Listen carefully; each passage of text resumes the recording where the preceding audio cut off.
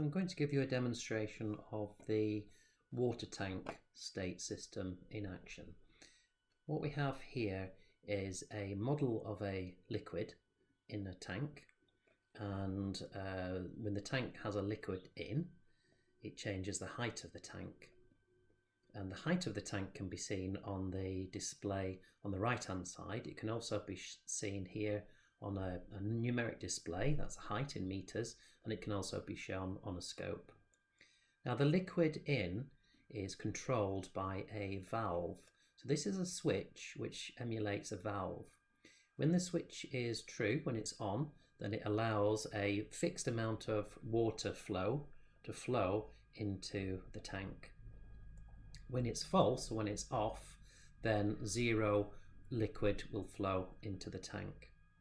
And you can see the state of this fill valve with this dashboard item here. So when it's greyed out, then the valve is off, so there's no flow. When it's green, then it means it's on and there is a flow into the tank. So when it's on, the tank should start to fill up and you'll see a pointer increase up here.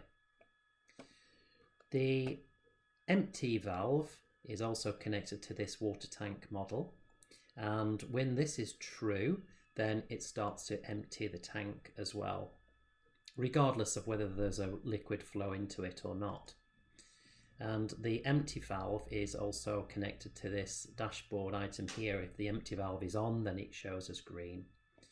Now this water tank system, you don't have to worry about the model, but I will just briefly show you the model. I took the model itself from a MATLAB Simulink example, which was just accessed by typing in water tank, and I've changed it slightly. So the water tank is modelled in this way. We have liquid in, and we have the area of the tank and something to do with the flow rate, and then we have an integrator which integrates the flow to get the height of the tank. So the basic tank itself, just filling up, is this top part. Now what we have is, if the tank had a hole in it, and imagine there's a hole in the very bottom of the tank, then the height is reduced, and it's reduced here. So we have a subtractor element here which reduces the height. Now if you think about a tank with a hole in it, the amount of liquid which flows out of the tank is proportional to the height of the tank itself. So the larger the height, then the larger the amount of pressure of the water on that hole, and so the faster the flow rate will be. And that's what this bit is doing. It's taking the height of the tank and it's applying that to the rate of the decrease in the liquid. It's quite useful really, because it means that if the height is 0 of the tank, then there's going to be no water flow, or liquid flow I should say.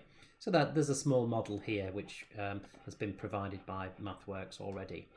There's a switch element here that when it's true, then it allows the liquid to flow from the tank, and when it's false, then it stops any liquid flow from the tank. So that's just a basic tank model there. So I'll just go back up to the main section that we have.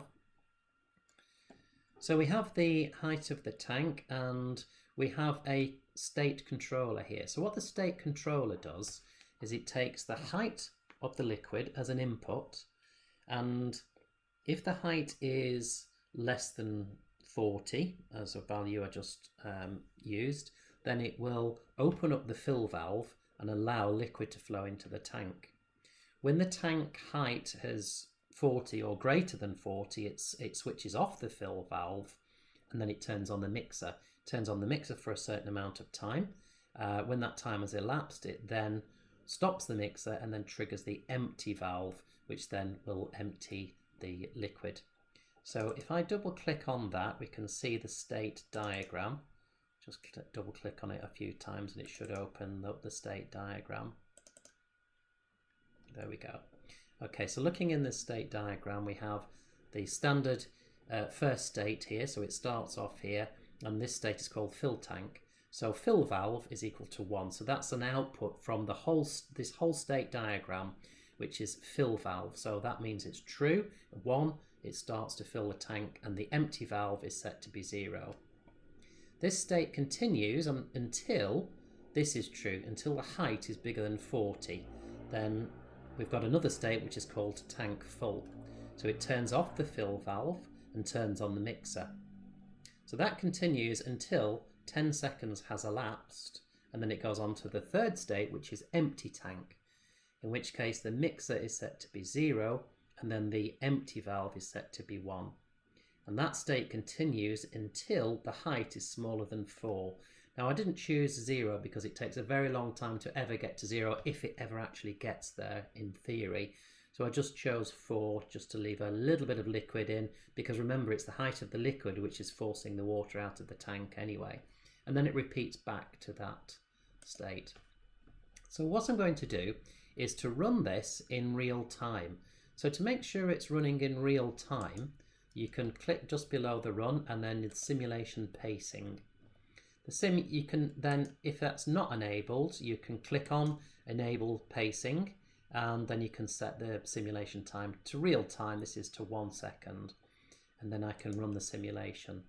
So run the simulation, it compiles it first, and the first thing that should happen is the tank should be empty. So it resets it to be empty, the fill valve comes on and it starts to fill the tank. So the height is increasing. When it gets to 40, now the system is a little bit laggy, so I've noticed that it does overshoot the 40, but as soon as it gets to the 40, the state controller should detect that, and then it stops the fill valve and it turns on the mixer. So the mixer should be turned on for, I think it was 5 seconds. After that, then the empty valve is triggered. So it allows the tank to start to empty, and the water model is calculating the new height of the tank. It takes some time to empty because it's the height of the liquid itself which is forcing it out of the hole of the tank. So it's a gravity-fed tank system. Just while it's emptying, I'd just like to point out what this bit is doing here. So the state controller is using the height of the water tank itself to decide what to do. Now, because it's a simulation system, the height is only calculated after the first time step of simulation. So we're taking the height here, but because we're taking this into the past, we have to put in a 1 over z, and what that is it means it's the previous time sample. Otherwise we can get problems. So sometimes if you're trying to get some information from the future and it's a problem, then you might want to put in this 1 over z, and you'll find that under the Simulink and the discrete section in the library of the Simulink. So Simulink, discrete, and then it's called a unit step. So it's a unit step delay. So you can put that in, and then it will take the one step from the past, if you like, of the height, and then feed it back into the model. So it's actually working a one simulation time step in the past. Okay, so looking at the height of the tank, it's now at 9 meters, it's reducing 7 meters.